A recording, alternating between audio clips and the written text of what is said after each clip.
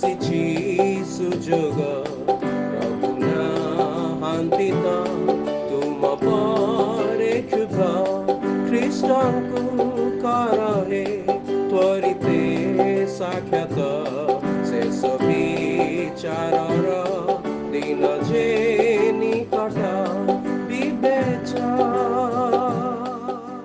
প্রিয় শ্রোতা বন্ধু প্রভু শ্রীখ্ରୀଷ୍ଟଙ୍କ ସର୍ବୋଚ୍ଚ ନାମରେ ଆପଣଙ୍କୁ ଶୁଭେଚ୍ଛା। ପବିତ୍ର ବାଇବଲର ମାଥି ଲିଖିତ ସୁସମାଚାର 15 ଅଧ୍ୟାୟର 12 ପଦରେ ଆମମାନେ ଏପରି ପାଠ କରୁ, ସେତେବେଳେ ଶିଷ୍ୟମାନେ ତାହାଙ୍କ ନିକଟକୁ ଆସି କହିଲେ, ଫାରୁସୀମାନେ ଏହି କଥା ଶୁଣି ଯେ ବିଘ୍ନ ପାଇଅଛନ୍ତି, ଆପଣ କ'ଣ ଏହା ଜାଣନ୍ତି? ମନୁଷ୍ୟମାନଙ୍କ ପରମ୍ପରାକୁ ନେଇ ପ୍ରଭୁ ଶ୍ରୀଖ୍ରୀଷ୍ଟ ଯେତେବେଳେ ଫାରୁସୀ ଓ ଶାସ୍ତ୍ରୀମାନଙ୍କୁ ଚେତନା ଦେଲେ, ଶିଷ୍ୟମାନେ ପ୍ରଭୁ ଯୀଶୁଙ୍କୁ ଏହି ପ୍ରଶ୍ନ ପଚାରିଲେ, କାରଣ ସେହି ଲୋକମାନେ କ୍ରୋଧିତ ହେଲେ ଓ ଫେରିଗଲେ। ଶିଷ୍ୟମାନେ ଯେଉଁ ପ୍ରଶ୍ନ ପଚାରିଲେ, ସେମାନଙ୍କ ପ୍ରଶ୍ନର ଭାବ ଏପରି ଥିଲା, ଆପଣ କ'ଣ ଜାଣିନଥିଲେ କି ଯେ ସେମାନେ ଆପଣଙ୍କ ଠାରୁ ଦୂରେଇ ଯିବେ? ଅଥଚ ପ୍ରଭୁ ଶ୍ରୀଖ୍ରୀଷ୍ଟ ମନୁଷ୍ୟର ବାସ୍ତବ ବିଷୟ ଜାଣନ୍ତି।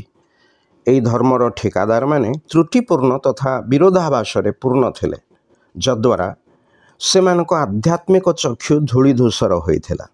ସେମାନେ ସତ୍ୟ ଜ୍ୟୋତିକୁ ସହ୍ୟ କରିପାରନ୍ତି ନାହିଁ। ପ୍ରଭୁ ଶ୍ରୀଖ୍ରୀଷ୍ଟଙ୍କ ଦ୍ୱାରା ପ୍ରକାଶିତ ସତ୍ୟଗୁଡ଼ିକ ସେମାନଙ୍କର ଚକ୍ଷୁକୁ ବିନ୍ଧେ। ଏହା ସେମାନଙ୍କ ଜୀବନର ପାପର ପ୍ରଭାବର ପରିଣାମ ଅଟେ। ପାପର ବେତନ ମୃତ୍ୟୁ, ଅର୍ଥାତ୍ ଶାରୀରିକ ଏବଂ ଆତ୍ମିକ ମୃତ୍ୟୁ, ଯାହା ବା ଯେଉଁ ଦଣ୍ଡ ଈଶ୍ୱରଙ୍କର ନିରୂପିତ ନର୍କ ଅଟେ। ମନୁଷ୍ୟକୁ ଏହି ଦଣ୍ଡରୁ ରକ୍ଷା କରିବା ନିମନ୍ତେ ପ୍ରଭୁ ଶ୍ରୀଖ୍ରୀଷ୍ଟ ମନୁଷ୍ୟର ପାପର ବୋଝ ଆପେ ବହନ କରି କ୍ରୁଶରେ ବଳିଦାନ ହେଲେ, ଯେପରି ଯେ କେହି ତାଙ୍କଠାରେ ବିଶ୍ୱାସ କରେ ସେ ଈଶ୍ୱରଙ୍କ ଦଣ୍ଡରୁ ମୁକ୍ତି ପାଏ। ଆପଣ ମଧ୍ୟ ଯେପରି ତଦନୁରୂପ କରିବେ, ଈଶ୍ୱରଙ୍କଠାରେ ଆପଣଙ୍କ ପାଇଁ ଆମର ପ୍ରାର୍ଥନା।